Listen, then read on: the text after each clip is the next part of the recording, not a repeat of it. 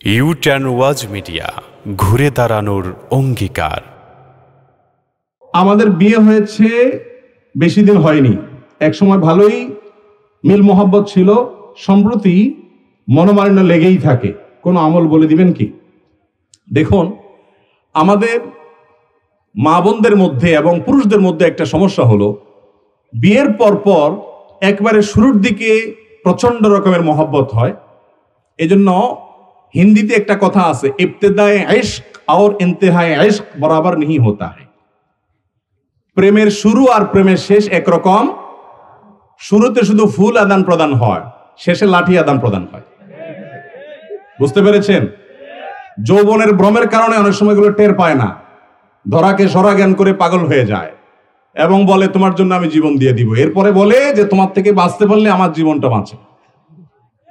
তাহলে বিবাহের পরও প্রায় শুরুর দিকে, বিশেষ করে যারা সচ্চরিত্রবান, খুব স্বাভাবিকভাবে স্বামী স্ত্রী একে অন্যকে উজাড় করে ভালোবাসেন।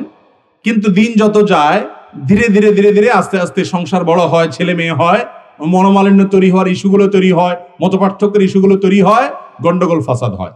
বেশিরভাগ মেয়ে, বেশিরভাগ ছেলে, বেশিরভাগ দম্পতি এই জায়গাটা এসে অনেক বড় ধরনের অ্যাক্সিডেন্ট এবং ভুল করে। সেটা কি?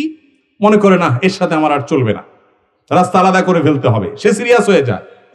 অথচ দাম্পত্য জীবনে গন্ডগোল ফাসাদ হয় না এমন কোন দম্পতি খুঁজে পাওয়া।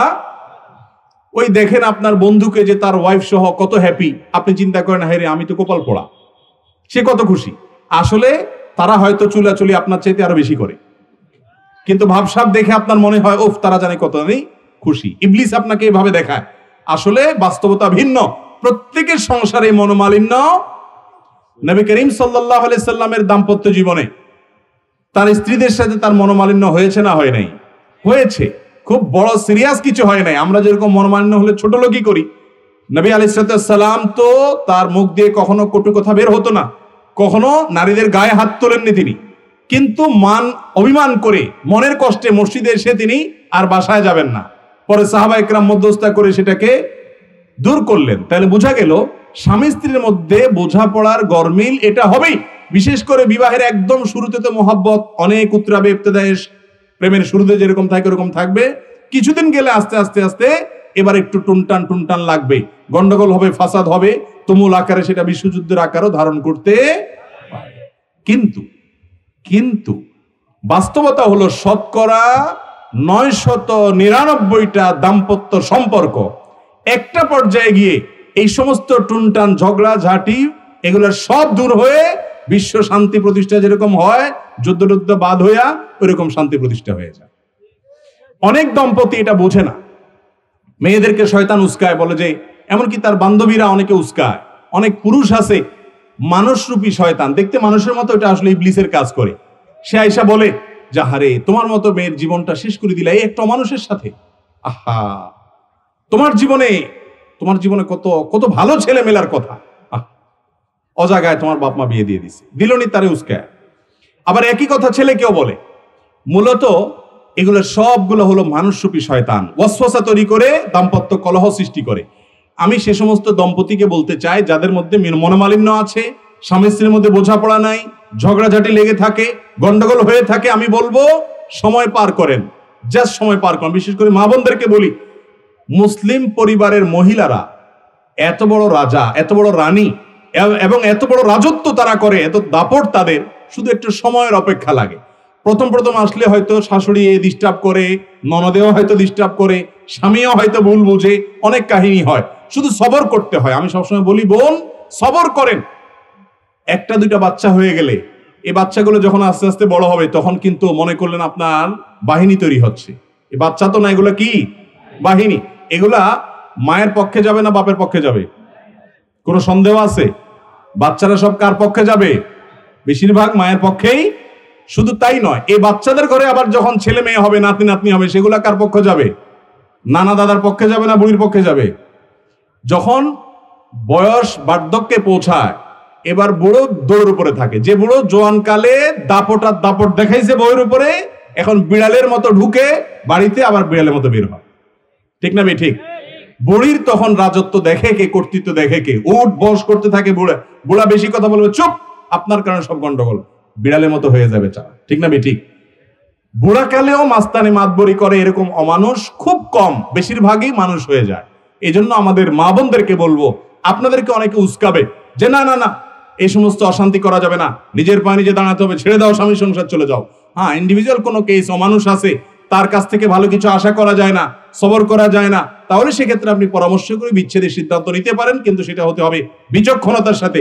দাম্পত্য জীবনে মাঝামাঝি পর্যায়ে এসে নদীর মাঝখানে আসলে যেরকম ঢেউ থাকে, উত্তাল তরঙ্গ থাকে, ওই রকম গন্ডগোল ফাসাদ প্রত্যেকটা ফ্যামিলিতে হয়। অস্থির হবেন না, একটু সবর করেন, সময় পার করেন। নদীর এই পাড়ে যেরকম সুখ, ওই পাড়ে যেরকম সুখ, মাঝে যেরকম ঢেউ, উত্তাল তরঙ্গ।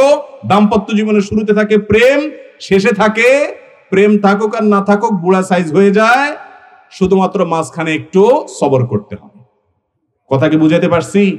বেশিরভাগ যুবক মানুষ বিয়ের পরেই একটু টুনটান হইলো আর যুদ্ধ বিগ্রহ বাধাই দিলেন, তালাক তুলাক দিয়া এরপরে যায়া চোখের পানি ফেললেন, কোনো কাজ হবে না। বিদায় সাবধান থাকতে হবে।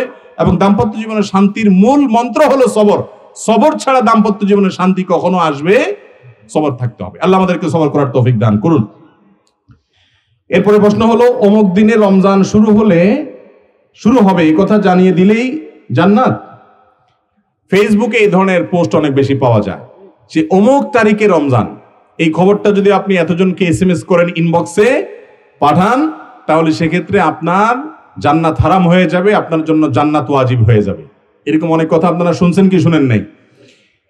যদি এভাবে আপনি বিভিন্ন মানুষের ইনবক্সে কমেন্ট বক্সে অমুক দিন রমাদান এই সংবাদ দিয়া লিঙ্ক দেন বা আপনি মেসেজ দেন, আর আপনার মেসেজ পাইতে পাইতে পাইতে পাইতে মানুষের যদি বিরক্তির কারণ হয়, তাহলে জান্নাতে না যায় বরং জাহান্নামে যাওয়া লাগতে পারে। বুঝেন নাই কথা? ইনবক্সে পাঠাইতে বেচারা ইনবক্স ফুল করে ফেললেন, বিরক্ত করে ফেললেন। তাহলে একটা লোকরে কষ্ট দিলেন, তাকে বিরক্ত করলেন, এটা কি সওয়াব হবে না গুনাহ হবে? তাহলে জান্নাতে যাওয়ার যে দিবা স্বপ্ন দেখতেছেন, ওইটা বরং জাহান্নামে যাওয়ার কারণ হতে।